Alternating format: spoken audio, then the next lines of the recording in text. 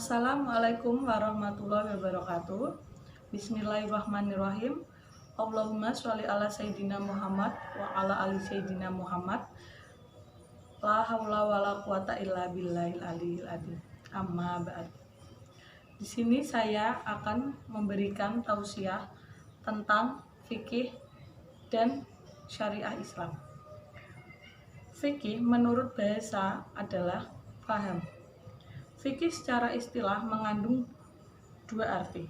Satu, pengetahuan tentang hukum-hukumnya syariat yang berkaitan dengan perbuatan dan perkataan mu'alaf. Dua, hukum-hukum syariah atau attitude sendiri. Jadi perbedaan antara kedua definisi tersebut bahwa yang pertama digunakan untuk mengetahui hukum-hukum seperti haram atau makruh atau mubah, ditinjau dari dalil-dalil yang ada.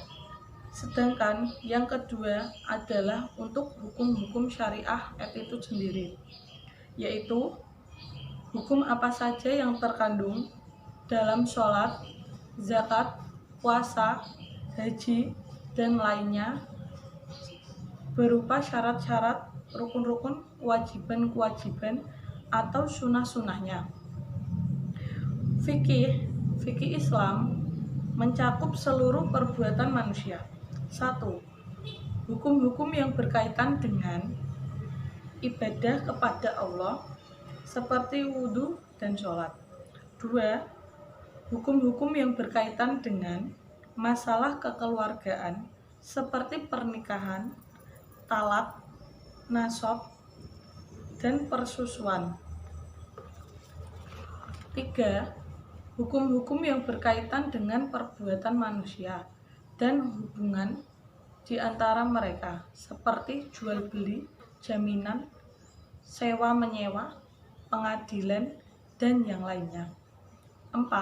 Hukum-hukum yang berkaitan dengan kewajiban-kewajiban pemimpin seperti menegakkan keadilan.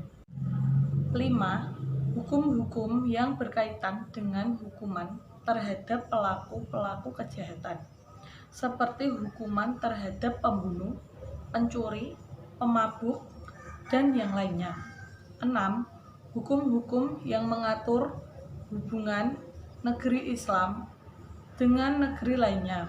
7. Hukum-hukum yang berkaitan dengan akhlak dan perilaku yang baik maupun yang buruk. Sumber-sumber fikih Islam yaitu 1. Al-Quran. Al-Quran adalah kalamullah yang diturunkan kepada Nabi kita Muhammad untuk menyelamatkan manusia dari kegelapan menuju cahaya yang terang benderang. 2. As-Sunnah. As-Sunnah yaitu semua yang bersumber dari Nabi berupa perkataan, perbuatan, atau persetujuan. As-Sunnah berfungsi sebagai penjelas Al-Quran. 3. Ijma'. Ijma' adalah kesepakatan para ulama dalam menetapkan suatu hukum dalam agama berdasarkan Al-Quran dan hadis. 4. Qiyas. Qiyas berarti mengukur suatu atas sesuatu yang lain dan kemudian menyamakan antara keduanya. Yang kedua, kita akan membahas tentang syariah Islam.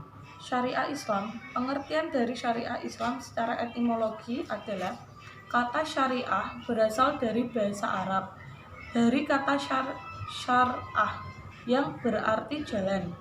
Secara terminologi, syariah adalah suatu sistem yang mengatur hubungan manusia dengan Tuhannya.